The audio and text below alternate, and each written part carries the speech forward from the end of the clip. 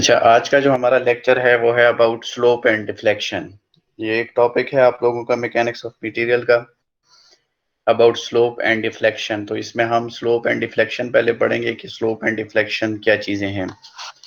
फिर उसके बाद हम पढ़ेंगे relation between slope deflection and radius of curvature. तो ये दो जो है मेन कंटेंट है लेक्चर का। उसके बाद एक दो न्यूमेरिकल्स हैं, तो ये आपके आज के लेक्चर का कंटेंट है। सबसे पहले deflection. The vertical distance of beam measured before and after loading is called deflection.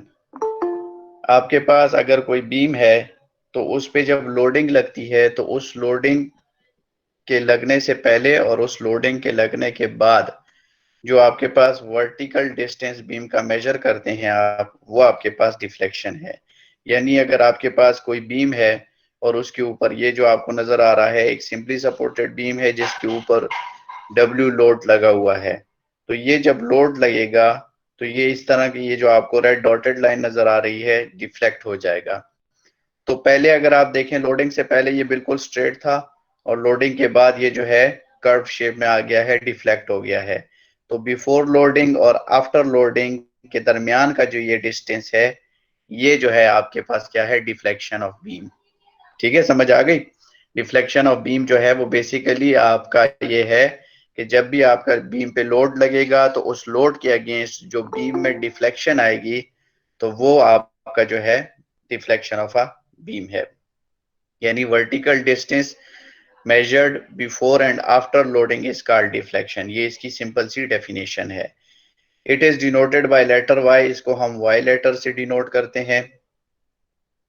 Deflection at the supports is always zero. Support पे हमारे पास जो है डिफ्लेक्शन जो है वो हमेशा जीरो होती है। यहाँ पे भी अगर आप देख लें तो सपोर्ट पे जो आपके पास बिफोर लोडिंग पॉइंट था और आफ्टर लोडिंग, तो वो दोनों पॉइंट सेम है। ठीक है, तो सपोर्ट पे आपके पास डिफ्लेक्शन नहीं होती। वो क्यों नहीं होती? क्योंकि अगर आप देखें तो वो ऑलरेडी वहां पे सपोर्ट प्रोवाइड की गई होती है, तो वो सपोर्ट जो है डिफ्लेक्ट होने नहीं देता इस बीम को।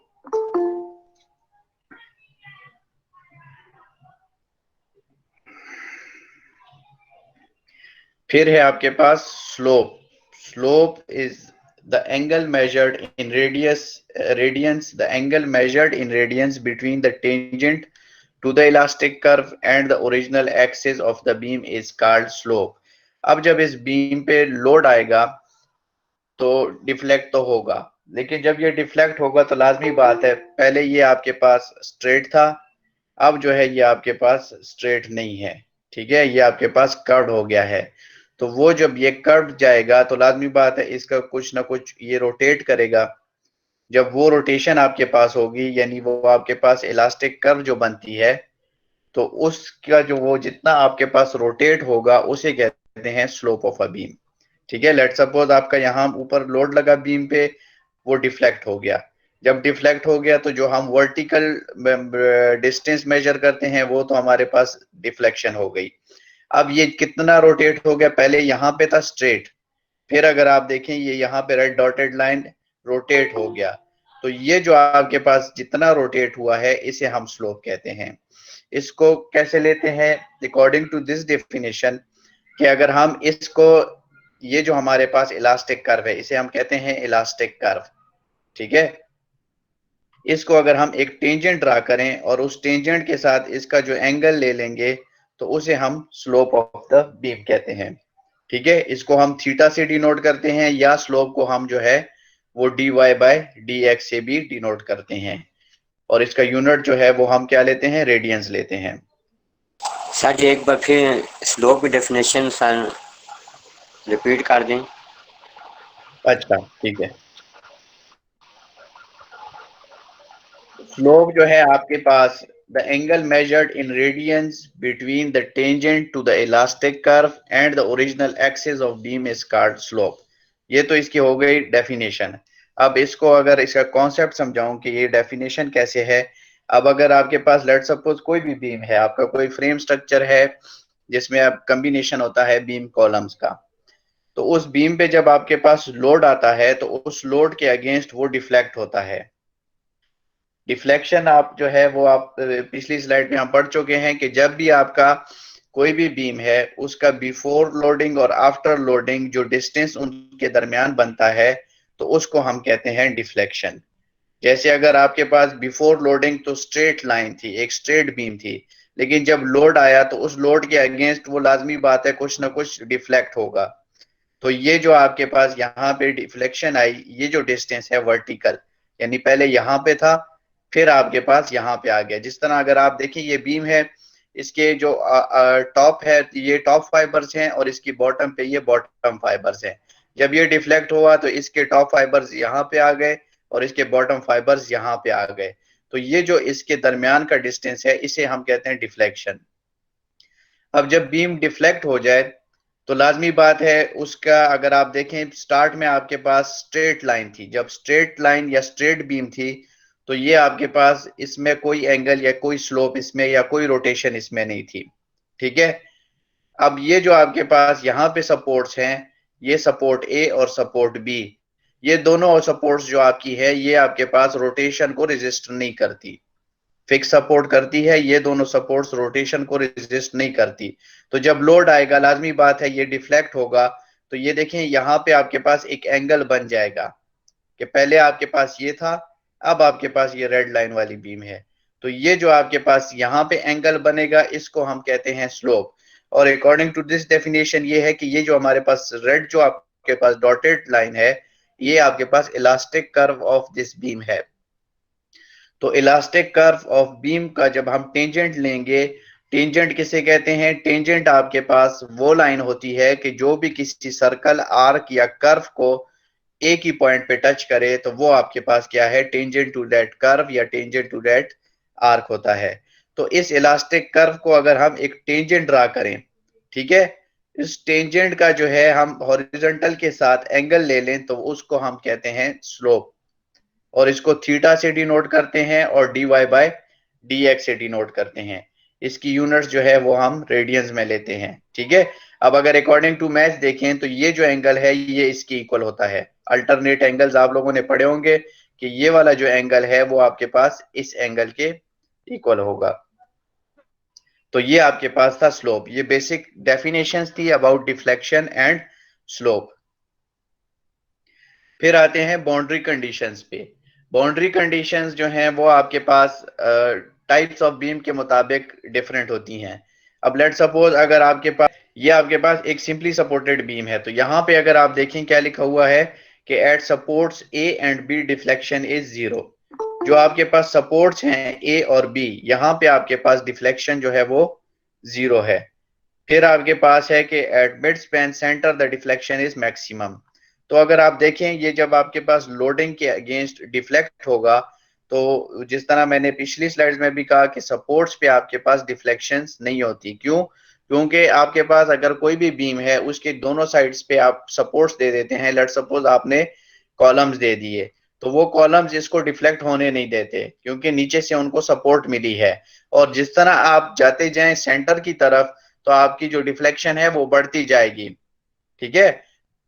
क्योंकि अगर आप यहाँ पे हैं तो जीरो डिफ्लेक्शन है, आप थोड़ा थोड़ा आगे जाते जाएंगे तो डिफ्लेक्शन आहिस्ता आहिस्ता बढ़ती जाएगी, सेंटर पे आपके पास जो है डिफ्लेक्शन मैक्सिमम हो जाएगी। ठीक है।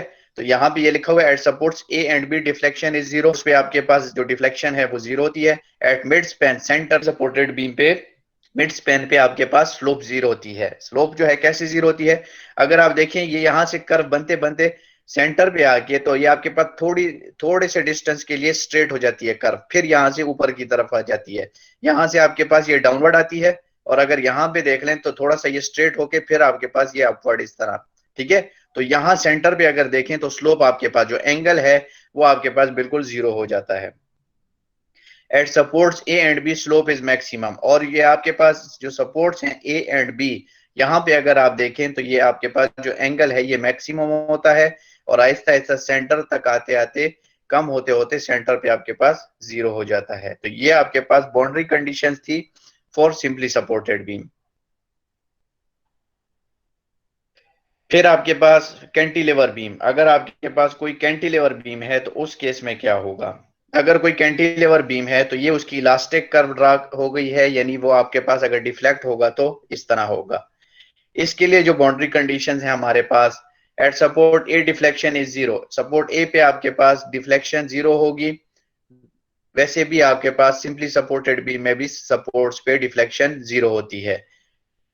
Eight support A slope is zero, अब यहाँ पे सपोर्ट ए पे स्लोप भी जीरो है, क्योंकि जब मैं स्लोप को डिफाइन कर रहा था तो उस केस में मैंने आपको कहा था कि ये हमारे पास सिंपली सपोर्टेड बीम है और एक हिंज सपोर्ट है और एक रोलर सपोर्ट है। तो हिंज और रोलर सपोर्ट्स दोनों सपोर्ट्स ऐसी सपोर्ट्स हैं जो कि मूवमेंट को रेजिस्ट नहीं करती। जब मूवमेंट को रेजिस्ट नहीं करती, लाजमी बात है उसमें आपके पास रोटेशन आएगी, ठीक है। और यहाँ पे अगर आप देखें फिक्स सपोर्ट है कैंटिलीवर की केस में, तो फिक्स सपोर्ट पे आपके पास मूवमेंट भी रेजिस्ट होती है, यानी वो फिक्स्ड होता है, वहां पे वो आपके पास मूव नहीं हो सकता। तो जब मूव नहीं हो सकता तो इसका मतलब ये है कि यहाँ पे आपके पास जो ए सपोर्ट है, यहाँ पे आपके पास स्लोप भी जीरो है। इसके बाद आगे जाके जो है आपके पास स्लोप बनेगी। At B the deflection is maximum, cantilever portion में या कैंटिलीवर बीम के केस में ये जो आपके पास कैंटिलीवर पोर्शन होता है, जो फार एंड आपके पास होता है, ये जो सपोर्ट बी है, यहाँ पे आपके पास डिफ्लेक्शन मैक्सिमम होगी, और अगर देखें यहाँ पे आपके पास स्लोप भी मैक्सिमम होगी। तो ये आपके पास बाउंड्री कंडीशंस थी फॉर कैंटिलीवर बीम। अब आते हैं relation between slope, deflection and radius of curvature. तो अब आपको स्लोप एंड डिफ्लेक्शन जो है वो क्लियर हो गया है कि स्लोप क्या चीज है और डिफ्लेक्शन क्या चीज है। तो अब उसकी बेस पे हम क्या करेंगे, ये relation between slope, deflection and radius of curvature ये डिराइव करेंगे। लेट अस सपोज अगर आपके पास कोई भी बीम है और उस पर लोडिंग लग रही है, तो वो लाजमी बात जो है डिफ्लेक्ट होगा, और जब डिफ्लेक्ट होगा तो आपके पास वो स्ट्रेट से कर्व पोर्शन में आ जाएगा, ठीक है। यानी वो आपके पास एक कर्व की शेप इख्तियार कर लेगा, जिस तरह आपने पीछे जो आपके पास स्लाइड्स थी वहां पे आपने देख लिया कि आपके पास वो कर्व बन जाती है। जब लोड लगता है तो लोड के अगेंस्ट वो आपके पास डिफ्लेक्ट भी हो जाती है और उसमें रोटेशंस भी आ जाती हैं, यानी स्लोप भी आ जाता है। तो उसके अगेंस्ट आपका बीम जो है वो डिफ्लेक्ट हो जाता है, यानी वो जो रेड आपको डॉटेड लाइन नजर आ रही थी वो आपके पास थी इलास्टिक कर्व। तो जब कर्व बन जाती है तो हम क्या करते हैं कि बीम का एक छोटा सा एलिमेंट उठा लेते हैं, यानी उस कर्व का एक छोटा सा पार्ट। अब अगर यहाँ पे आप देखें ये, यानी इस कर्व का यहां से ये छोटा सा पार्ट उठा लेते हैं, एक छोटा सा सेगमेंट जो है इस कर्व का उठा लेते हैं। तो जब ये छोटा सा सेगमेंट हम उठाएं तो ये जो आपको यहाँ पे ए बी कर्व नजर आ रही है, red colour, the red colour arc A B is part of bent beam having the length D S. ये आपके पास एक बेंट बीम, जब लोड लगता है तो बीम बेंट हो जाती है, बेंडिंग उसमें आती है। तो उस बेंट बीम का एक छोटा सा पार्ट लिया है, उसको हमने ए बी का नाम दे दिया है, और उसकी लेंथ हमारे पास डी एस है। डी एस हम नॉर्मली जब भी ये छोटा ये डी लगाते हैं, इसका मतलब ये है कि वो हमारे पास कोई भी डिफरेंशियल एलिमेंट है, यानी बहुत ही स्मॉल छोटा एलिमेंट है। At end A a tangent is drawn to join origin O having angle psi, ठीक है। ये जो आपके पास ए एंड है, इसको जब हम टेंजेंट ड्रा करेंगे तो ये आपके पास इस ओरिजिन के साथ जो एंगल बनाएगा उसको हम नाम दे देते हैं साई का। For end B the tangent is drawn having angle psi plus D psi. For end B, ये जो आपके पास बी एंड है, इसका जब टेंजेंट ड्रा करेंगे तो इसका जो एंगल है उसको हमने नाम दे दिया है साई प्लस डी साई। फिर आपके पास है point A and B is connected to C which the center having with the center having radius as the radius of curvature, ठीक है। अब ये जो पॉइंट ए है और ये जो पॉइंट बी है, ये जो आपके पास आर्क है, ठीक है, बेंट बीम का, इसका ये पॉइंट ए हम आगे इस तरह एक्सटेंड कर लेते हैं और पॉइंट बी भी जो है इस तरह आगे एक्सटेंड कर लेते हैं, और जिस पॉइंट पे ये आपके पास ज्वाइन हो जाए उसको हमने सी का नाम दे दिया है सेंटर, यानी सेंटर ऑफ आर्क। और ये जो आपके पास डिस्टेंस है या ये जो आपके पास डिस्टेंस है, इसको हमने नाम दे दिया है आर का, और इसको हम कहते हैं रेडियस ऑफ कर्वेचर, यानी जो ये कर्व है, ये जो आपके पास कर्व बन रही है, सेंटर से इसका जो डिस्टेंस है वो आपके पास रेडियस ऑफ कर्वेचर हो गया। जिस तरह सर्कल के केस में आपके पास होता है कि जब आप सेंटर से डिस्टेंस लेते हैं, क्योंकि वो तो आपके पास सर्कल है, तो किसी भी पॉइंट तक सेंटर से डिस्टेंस ले लें तो वो आपके पास रेडियस ऑफ सर्कल होता है। इसी तरह आर्क के केस में अगर आप इस आर्क के एक एंड या दूसरे एंड से ये जो आपके पास सेंटर से डिस्टेंस ले लेंगे तो इसको हम कहते हैं रेडियस ऑफ कर्वेचर।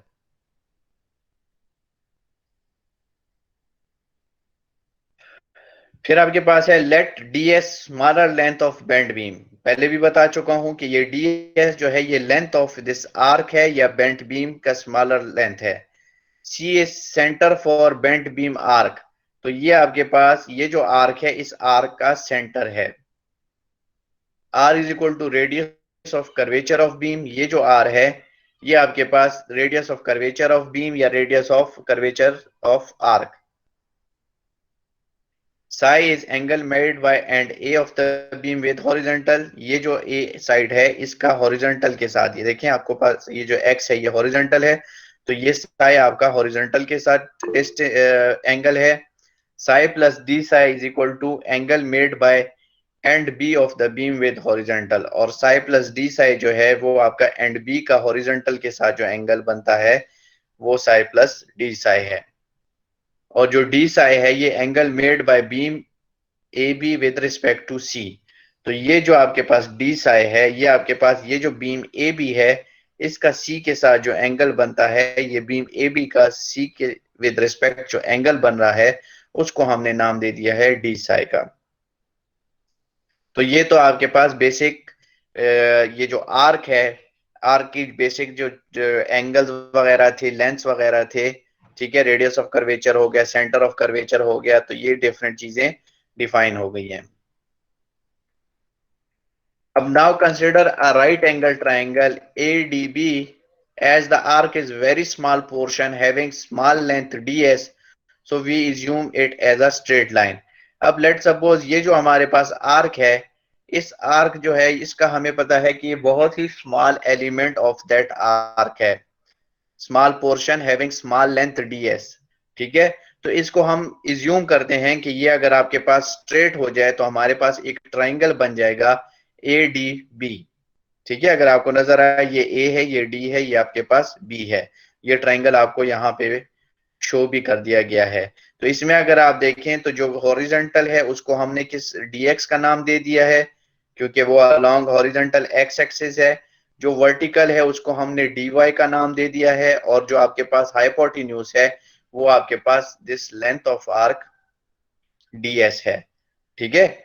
ये आपके पास स्मॉलर पोर्शन था यानी स्मॉल लेंथ थी ds, तो इसलिए ये भी आपके पास ये जो लेंथ आपके पास आएंगी ये भी आपके पास स्मॉल लेंथ आएंगी dx और dy।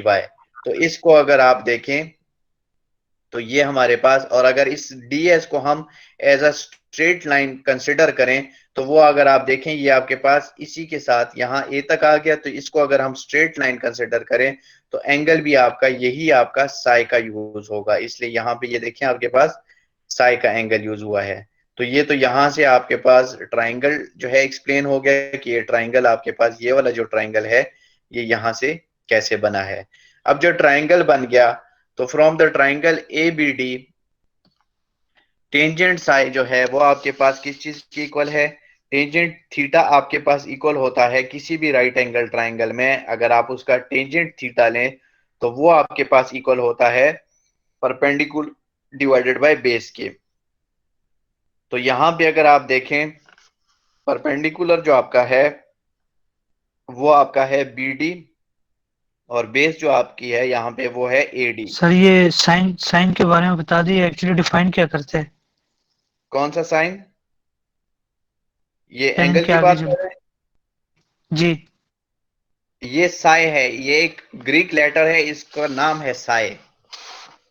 ये आपको डिफाइन करता है, लास्ट उसमें भी कहा कि ये जो आपके पास ए है, ठीक है, एंड ए का हॉरिजॉन्टल के साथ जो एंगल बनता है वो आपका साई है, और एंड सर बी हर का जो बेसिस हॉरिजॉन्टल पे जो एंगल का रिफरेंस करे उसके साथ साइन लगते हैं। क्या चीज? सर दोबारा क्लियर करिए, नहीं क्लियर हुआ। एंड ए और एंड बी जो है वो आपके पास ये एक बेंट बीम का आर्क है, यानी आपके पास एक बीम बेंट होती है तो वो आपके पास कर्ड हो जाती है। पहले स्ट्रेट होती है, लोडिंग के बाद कर्ड हो जाती है। जब वो आपके पास कर्ड हो जाती है तो आपके पास क्या हो जाता है कि ये आपके पास, लेट सपोज हमने वहां से एक छोटा सा पोर्शन उठा लिया है, बहुत ही छोटा सा स्मॉल पोर्शन, ठीक है। फिर ये एंड ए का जो है हॉरिजॉन्टल के साथ जो एंगल बनेगा उसको हमने साई का नाम दे दिया है, ठीक है। ये आपके पास एंगल है, angle Sai. Okay sir, okay. और एंड बी का जो हॉरिजॉन्टल के साथ एंगल बनेगा उसको हमने साई प्लस डी साई का नाम दे दिया है, क्योंकि ये साई था, ओके। जब एंड बी पे हम आए तो थोड़ा सा एंगल बढ़ जाएगा, तो वो उस एंगल को, ये देखें, थोड़ा सा मिकदार बढ़ाने के लिए हमने डी साई कर दिया। जिस तरह ये देखें, जब मैंने आपको कहा जब भी हम स्मॉल पोर्शन लेते हैं या स्मॉल वैल्यू लेते हैं तो हम ये स्मॉल डी लगा देते हैं साथ में। ये स्मॉलर लेंथ ऑफ आर्क था, ये ds हो गया। इसी तरह ये भी स्मॉलर लेंथ है, dx, ये dy। तो इसी तरह यहाँ पे जो हमने एंगल, यहाँ पे साई था तो यहाँ पे b का जो है एंगल थोड़ा सा बढ़ जाएगा, तो इसलिए साई प्लस डी साई का नाम दे दिया है। सर तो ये ये साई लेंथ डी, नथिंग, ये आपके पास एंगल है जी। सर ये बी और सी के क्या रेफरेंस से ड्रा किए सर? क्या चीज? डी और सी का जो लाइन है सर, जो आपने आर जो कहा है सर।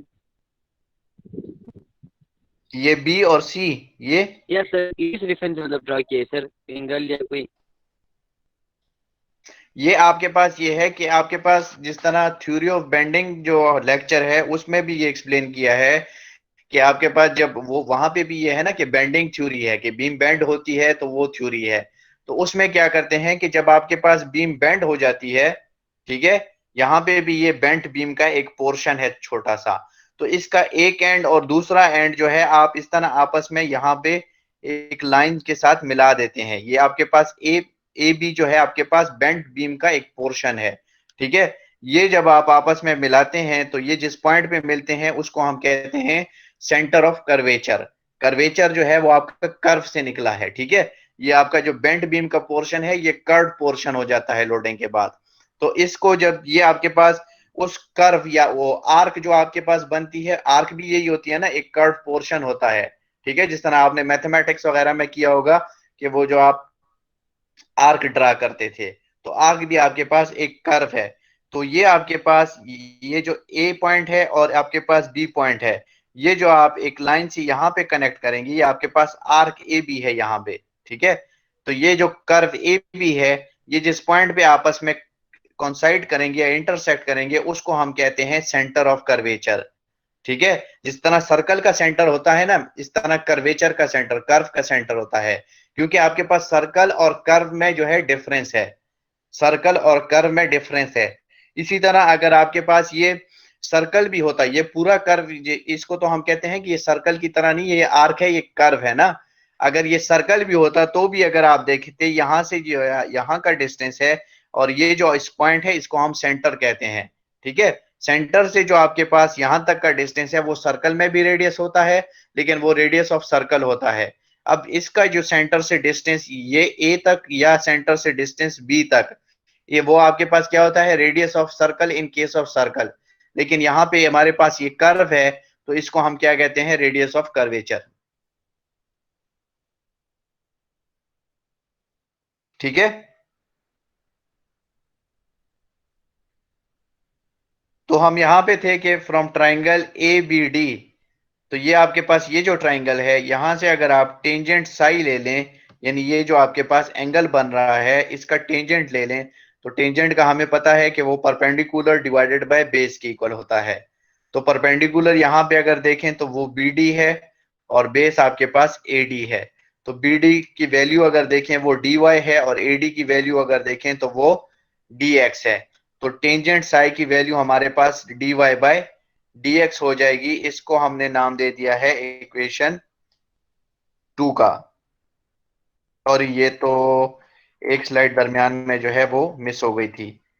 इस स्लाइड पे आते हैं।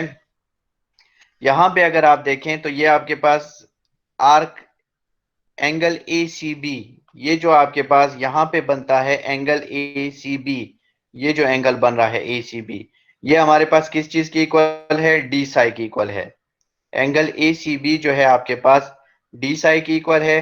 तो length of arc A B, ये हम जो है थ्योरी ऑफ बेंडिंग में भी पढ़ चुके हैं कि length of arc A B जो है वो रेडियस ऑफ कर्वेचर और ये जो आपके पास एंगल बनता है इसके इक्वल होता है। Length of arc A B, ये जो आपके पास length of arc A B है ये हमारे पास इक्वल होता है this angle multiply by radius of curvature. ठीक है, तो ये हमारे पास length of arc A B जो है ये हमें पता है कि ये ds इसको हमने लिया है, कंसिडर किया है, तो ये length of arc A B is equal to ds। और ये हमें पता है कि ये जो हमारे पास एंगल बनता है और रेडियस ऑफ कर्वेचर इसके मल्टीप्लीकेशन के इक्वल है, इसके प्रोडक्ट के इक्वल है। तो length of arc A B इस केस में हमारा क्या हो जाएगा, ये एंगल हमारा यहाँ पे डी साई है और रेडियस ऑफ कर्वेचर हमारा जो है वो आर है। तो यहां से अगर हम देखें, यहां से अगर ये आर इस साइड पे आ जाए तो ये ds के डिनोमिनेटर यानी डिवीजन में आ जाएगा, तो ds divided by r is equal to d psi, ये हम लिख सकते हैं। यहां से अगर हम 1 बाय r निकालें तो 1 बाय r किस चीज के इक्वल हो जाएगा, ये ds जो है यहाँ पे डिवीजन में आ जाएगा, तो 1 by r will be equal to d psi by ds। ये आपकी हो गई इक्वेशन नंबर 1। फिर जो है उसके बाद हमने ये वाला कंसिडर करना है, right angle triangle ADB as the arc is very small portion having small length ds, so we assume it as a straight line। क्योंकि ये आपके पास ये जो आर्क ds है ये बहुत ही स्मॉल पोर्शन है, तो इसको हम इस रिलेशन के लिए क्या करते हैं, इज्यूम करते हैं कि ये आपके पास एक स्ट्रेट लाइन है। तो जब ये आपके पास इस तरह स्ट्रेट लाइन हो जाएगी तो इसका जो एंगल बनेगा वो इसको हम वही एंगल ले लेंगे जो हमारे पास यहाँ पे ओरिजिन के साथ इस एंड ए का बनता था साई। तो ए का जो एंगल बनेगा उसको हम साई का नाम दे देते हैं और इसके अगेंस्ट जो हॉरिजॉन्टल डिस्टेंस इसका बनेगा उसको हमने dx का नाम दे दिया और वर्टिकल डिस्टेंस को हमने dy का नाम दे दिया। तो ये हमारे पास एक ट्राइंगल ABD या ADB बन गया। तो from the triangle ADB tangent psi यानी tangent of this angle, tangent psi is equal to perpendicular divided by base. यहाँ पे परपेंडिकुलर BD है और बेस आपके पास AD है। तो BD की वैल्यू अगर आप देखें वो dy है और AD की वैल्यू आपके पास dx है। तो टेंजेंट साई आपका dy बाय dx हो जाएगा और ये आपके पास हो गई इक्वेशन 2। तो ये दो इक्वेशंस आप याद रखें। पहली इक्वेशन आपके पास क्या थी, 1 by r is equal to d psi by ds और सेकंड इक्वेशन आपके पास हो गई tangent psi is equal to dy by dx। अब अगर यही ट्राइंगल हम देखें, इसी ट्राइंगल से अगर हम इसका कॉस साई ले लें तो कॉस साई हमारे पास किस चीज की इक्वल है, कॉस थीटा जो है वो हमारे पास किसी भी राइट एंगल ट्राइंगल के लिए जब हम कॉस थीटा लेते हैं तो वो आपके पास किस चीज की इक्वल होता है, बेस बाय हाइपोटेन्यूज की इक्वल होता है। तो यहाँ पे अगर आप देखें बेस हमारे पास AD है और हाइपोटेन्यूज हमारे पास AB है, तो AD डिवाइडेड बाय AB। अब AD हमें पता है कि वो dx की इक्वल है तो उसकी जगह dx लिख देंगे और AB हमें पता है कि वो ds की इक्वल है तो उसकी जगह ds लिख देंगे। तो cos साई हमारा हो गया dx डिवाइडेड बाय ds। फिर अगर हम सीकेंट साई पे आए, सीकेंट साई फाइंड करें यहां से, तो हमारा जो सीकेंट साई है वो इक्वल है, सीकेंट बेसिकली हमारे पास सीकेंट बेसिकली हमारे पास इनवर्स होता है कॉस का, यानी 1 ओवर कॉस जो है वो आपके पास इक्वल है सीकेंट साई के। 1 ओवर कॉस जो है वो आपके पास इक्वल है सीकेंट साई के। तो 1 ओवर कॉस जब आपके पास सीकेंट साई की इक्वल है तो इसका मतलब ये हुआ कि जो सीकेंट साई है वो आपके पास उलट होगा कॉस साई का। ठीक है, तो आपके पास वहां पे क्या था कि कॉस साई जो है वो AD डिवाइडेड बाय AB था, तो ये जब आपके पास इनवर्स हो जाएगा तो ये आपके पास क्या हो जाएगा, AB डिवाइडेड बाय AD। तो AB और AD की वैल्यू पुट करें, AB हमारे पास ds है और AD हमारे पास dx है, तो ये आपके पास ds बाय dx हो जाएगा। ये आपकी हो गई इक्वेशन नंबर 4।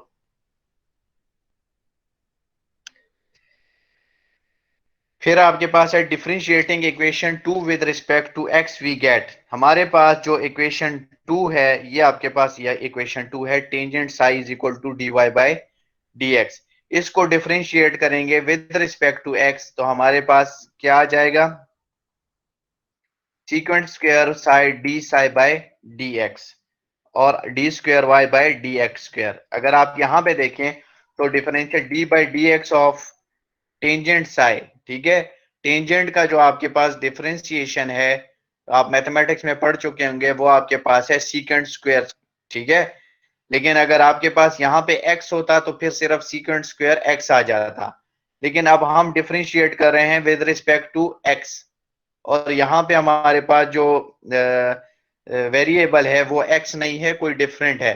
तो इसका आपके पास क्या हो जाता है कि सीकेंट स्क्वायर साई हो जाएगा और d psi by D x हो जाएगा, और यहाँ पे इसको आप करेंगे d y by d x, d by d x of d y by d x. तो ये आपके पास सेकेंड ऑर्डर यानी डबल डिफरेंशिएशन हो जाएगा, तो ये आपके पास d square y by D x square की इक्वल हो जाएगा। तो यहां से आपके पास secant square psi into d psi by D x हो जाएगा और d square y by D x square हो जाएगा।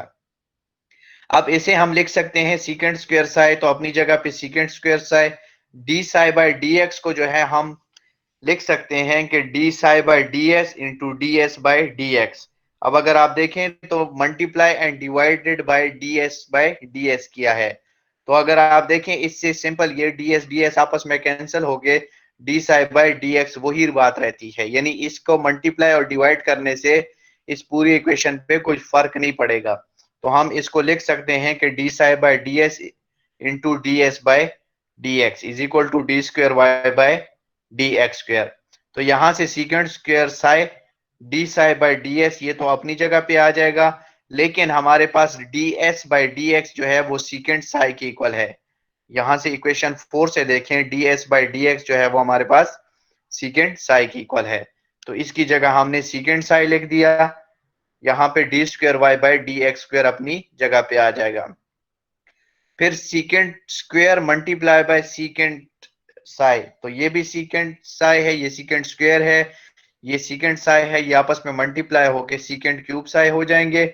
और यहाँ पे आपके पास d psi by d s, अगर आप इक्वेशन 1 देखें तो आपके पास d psi by D x जो है वो 1 बाय आर की इक्वल है, तो यहाँ पे हम d psi by d s की जगह 1 बाय आर लिख देते हैं, और ये अपनी जगह पे d square y by D x square हो जाएगा।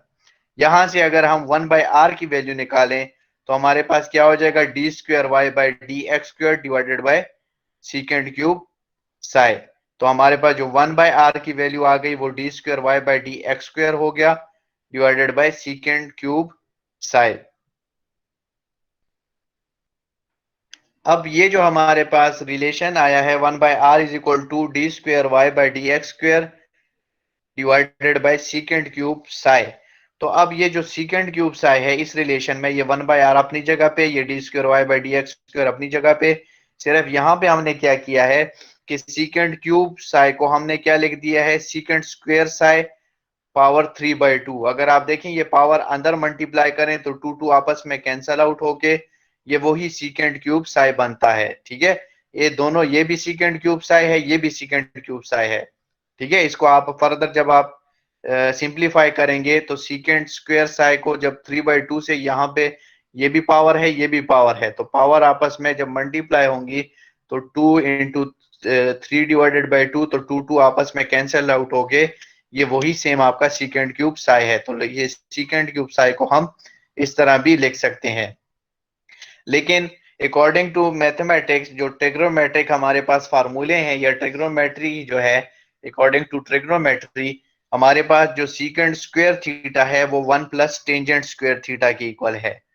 तो यहाँ पे थीटा की जगह साई है, तो सीकेंट स्क्वायर साई जो है वो हमारे पास क्या हो जाएगा, 1 प्लस टेंजेंट स्क्वायर साई। तो सीकेंट स्क्वायर साई की जगह हम 1 प्लस टेंजेंट स्क्वायर साई लिख देते हैं, और पावर इसकी वही 3/2 आ जाएगी। ये 1 बाय आर और d square y by D x square आपका अपना सेम वही रहेगा। यहाँ पे भी 1 बाय आर और d square y by D x square आपका अपना सेम रहेगा। नीचे आपके पास क्या आ जाएगा, 1 प्लस इक्वेशन 2 के मुताबिक हमारे पास टेंजेंट साई जो है वो इक्वल था d Y by D x के, ठीक है। अगर आप इक्वेशन 2 देखें तो according to equation 2 tangent psi is equal to d Y by D x. तो टेंजेंट साई की जगह ये वैल्यू पुट करेंगे तो d Y by D x whole square whole power 3/2 इसके इक्वल हो जाएगा। ठीक है, अब यहां पे अगर आप देखें, the denominator is very very small neglecting the term. ये जो आपका डिनोमिनेटर है ये बहुत ही स्मॉल वैल्यूज है। एक तो ऑलरेडी हमने स्मॉल आर्क लेंथ ds ली थी, उसके करस्पॉन्डिंग हमारे पास जो उसके हॉरिजेंटल और वर्टिकल आ रहे थे तो वो भी स्मॉल थे, जो कि हमने dx और dy लिए थे। ठीक है, ये जो आपके पास ds है ये भी स्मॉल था, और इसके करस्पॉन्डिंग ये dx और ये dy भी स्मॉल था। तो अगर आप देखें, लास्ट लेक्चर में भी आपको कहा था कि जब भी आप कोई भी स्मॉल वैल्यूज आपस में मल्टीप्लाई करें, डिवाइड करें, तो उससे आपके पास और भी ज्यादा स्मॉल वैल्यू आ जाती है। तो यहाँ पे एक तो डिवीजन से स्मॉल वैल्यू आ जाएगी, फिर जब आप उसका स्क्वायर लेंगे तो उसका मतलब ये है कि उसी उसी स्मॉल वैल्यू को आपस में मल्टीप्लाई करना। तो जब एक बार डिवीजन से स्मॉल हो जाएगा, फिर आप मल्टीप्लाई करेंगे तो मल्टीप्लीकेशन से जो है वो और स्मॉल हो जाएगा, यानी स्क्वायर है, स्क्वायर का मतलब ये है कि एक चीज को दो बार आपस में मल्टीप्लाई करना, तो वो और ज्यादा स्मॉल हो जाएगा। और जब आप उसको उसका फिर 3/2 और पावर लेंगे तो ये बहुत ही स्मॉल वैल्यूज आती जाएंगी। तो ये आपके पास निग्लेक्ट करते हैं हम इस टर्म को। जब इस टर्म को निग्लेक्ट करेंगे तो आपके पास सिर्फ यहाँ पे 1 रह जाएगा। तो कोई भी चीज 1 से डिवाइड होके वही चीज रहती है। ठीक है, कोई भी वैल्यू अगर हम 1 से डिवाइड करें तो वही वैल्यू रहती है। जिस तरह अगर 5 को 1 से डिवाइड करें तो 5 रहता है, 10 को 1 से डिवाइड करें तो 10 वैल्यू रहती है। तो इसी तरह ये जो आपके पास d²y/dx² है, इसको 1 से डिवाइड करें तो ये सेम वही रहेगा। तो यहां से हमारा 1/r जो है ये हमारे पास इक्वल हो जाएगा d²y/dx² के। ठीक है, इसको इक्वेशन 5 का नाम दे दिया है हमने। अब फ्रॉम फ्लेक्सर फार्मूला, या जो बेंडिंग इक्वेशन थी हमारे पास, थ्योरी ऑफ बेंडिंग में हमने डिराइव की थी, अकॉर्डिंग टू दैट थ्योरी हमारे पास जो रिलेशन बनता था बेंडिंग इक्वेशन का, वो था m/i इज इक्वल टू सिग्मा/y इज इक्वल टू e/r। ठीक है, यहाँ पे m जो है वो मोमेंट है, i मोमेंट ऑफ इनर्शिया है, सिग्मा जो है वो फ्लक्सर स्ट्रेंथ या बेंडिंग स्ट्रेंथ है। ठीक है, y जो है वो आपके पास distance from the neutral axis to that fibers, E जो है वो मॉड्यूलस ऑफ इलास्टिसिटी है, और आर जो है वो आपके पास रेडियस ऑफ कर्वेचर है। तो इस यहां से हम निकाल सकते हैं कि अगर हम m/i को कंसिडर करें कि e/r की इक्वल है, क्योंकि ये तीनों आपस में इक्वल हैं, तो इसमें से कोई भी दो वैल्यूज अगर हम उठा लें तो वो आपस में इक्वल होंगी। तो m/i is equal to e/r के हम लिख सकते हैं, और यहां से हम क्या लिख सकते हैं कि ये e अगर यहाँ पे आ जाए तो m/ei is equal to 1/r की इक्वल लिख सकते हैं। ठीक है, तो हमारे पास यहां से इक्वेशन 6 आ जाएगी, m/ei is equal to 1/r। From equation 5 and equation 6 we have, equation 5 और इक्वेशन 6 को अगर हम आपस में कंपेयर करें तो हमारे पास यहाँ पे क्या बनता है कि d²y/dx² जो है वो m/ei की इक्वल है। ये भी 1/r की इक्वल है, ये भी 1/r की इक्वल है। जब दोनों 1/r की इक्वल है तो इसका मतलब है कि ये वैल्यूज भी आपस में इक्वल होंगी। ठीक है, तो हम d²y/dx² को जो है m/ei के इक्वल लिख देते हैं। तो यहां से अगर आप देखें ei जो है यहाँ पे जाएगा तो यहाँ डिवीजन में था, तो यहाँ इक्वल की दूसरी साइड पे आएगा तो मल्टीप्लीकेशन में कन्वर्ट हो जाएगा। तो m is equal to ei into d²y/dx², ये आपके पास हो गया इक्वेशन नंबर 7। ठीक है, ये आपकी हो गई इक्वेशन नंबर 7। तो ये आपका जो है relation between slope deflection and radius of curvature से एक जो रिलेशन आपका मूवमेंट का बना, m is equal to ei into d²y/dx²।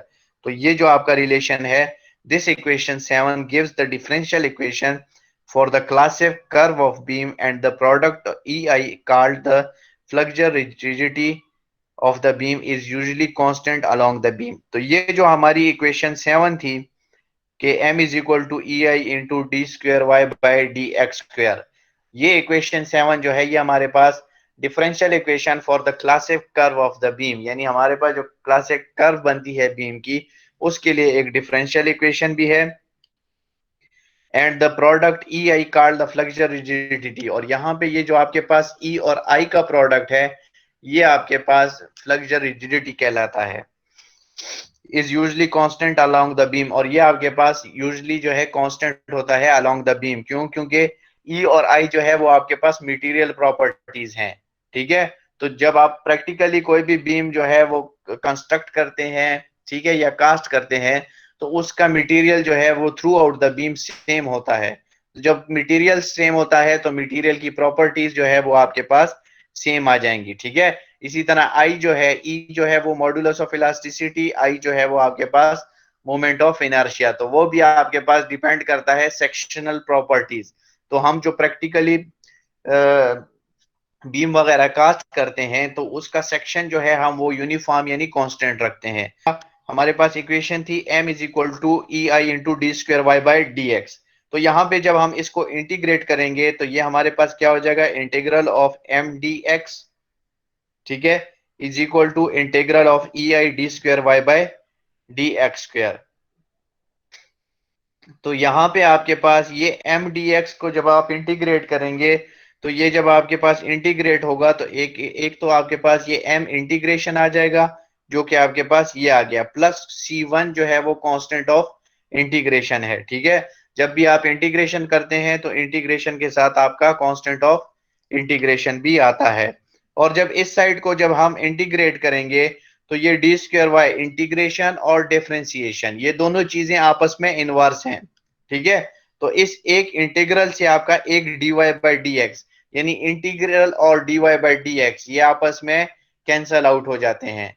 जो आपका इंटीग्रेशन का साइन है यहाँ पे और D y by d x जो है ये आपस में कैंसल आउट हो जाते हैं। तो एक इंटीग्रेशन, ये जो साइन है इंटीग्रेशन का इंटीग्रल और D y by d x जो है ये आपस में कैंसल आउट हो जाएगा।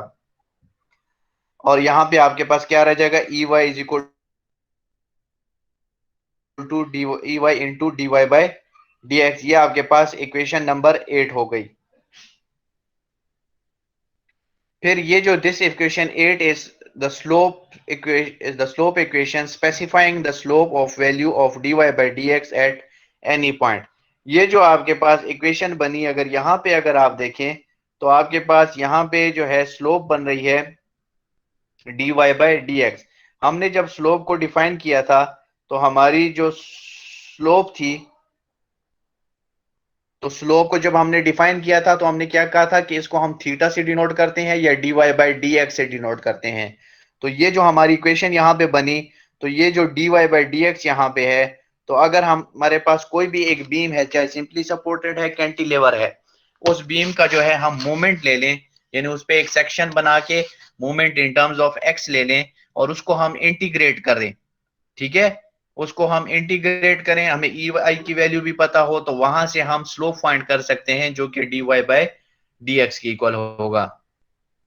Here m represents the moment equation in terms of x। जैसे मैंने आपको कहा यहाँ पे जो m है वो आपके पास मोमेंट है इन टर्म्स ऑफ x, यानी आप किसी भी बीम पे सेक्शन लेते हैं, जिस तरह हमने लास्ट लेक्चर में relation between load share and bending moment का जो हमारा रिलेशन था वहां पे किया था कि हमारे पास मोमेंट की इक्वेशन बनती थी इन टर्म्स ऑफ x। हम at a section at a distance x जो है एक सेक्शन काटते थे तो उससे हमारे पास मोमेंट इक्वेशन बनती थी। तो वो जो हमारे पास मोमेंट इक्वेशन बनती थी, यहाँ पे जो मोमेंट आपके पास है तो ये आपके पास वो वाली मोमेंट इक्वेशन है, इन टर्म्स ऑफ x बनेगी। c is constant to be evaluated for the given loading condition। c जो है ये आपके पास constant of integration है।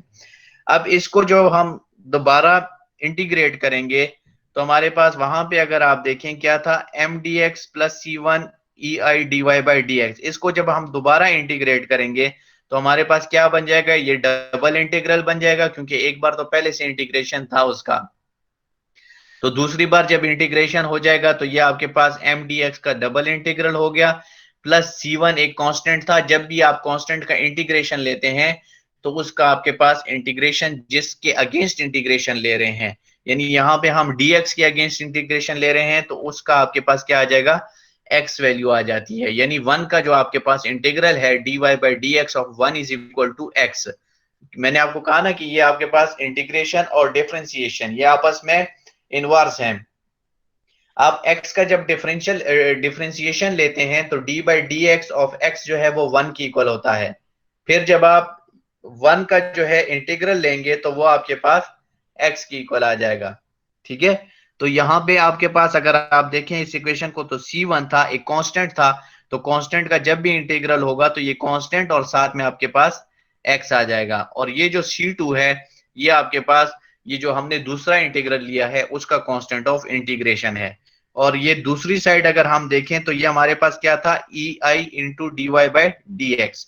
तो यहाँ पे जब आप इंटीग्रल लेंगे तो आपका ये d बाई डी एक्स जो है इंटीग्रल के साथ कैंसल आउट हो जाएगा और रह जाएगा ई आई इंटू वाई। तो ये आपके पास यहाँ पे ई आई इंटू वाई, ये आपके पास इक्वेशन नंबर 9 हो गई। और ये यहाँ पे this is the required deflection equation for the elastic curve specifying the value of y for any value of x। ठीक है, तो जब उसी इक्वेशन को जो हमारे पास इक्वेशन नंबर 8 थी उसको अगेन इंटीग्रेट करेंगे तो हमारे पास वो जो हमारे पास इक्वेशन थी वहां से हमारे पास आ रही थी स्लोप dy बाई dx। लेकिन जब उसको हम अगेन डिफरेंशिएट करेंगे तो हमारे पास जो वैल्यू आएगी वो हमारे पास क्या आ जाएगी, y। तो वो जो y हमारा है वो हमारे पास क्या है, जो स्टार्ट में हमने डेफिनेशन में पढ़ा कि हम डिफ्लेक्शन को y से डिनोट करते हैं, तो ये हमारी हो जाएगी deflection. c is another constant of integration to be evaluated for the given loading condition। और ये c जो है ये हमारे पास constant of integration है। ये जो हमारा मेथड था स्लोप और डिफ्लेक्शन फाइंड करने का, इस मेथड को हम कहते हैं डबल इंटीग्रेशन मेथड या मोमेंट इंटीग्रेशन मेथड या डबल इंटीग्रेशन मेथड भी कहते हैं। तो ये बेसिकली आपका क्या था, थ्योरी कॉन्सेप्ट था। ठीक है, अबाउट स्लोप डिफ्लेक्शन और relation between slope deflection and radius of curvature.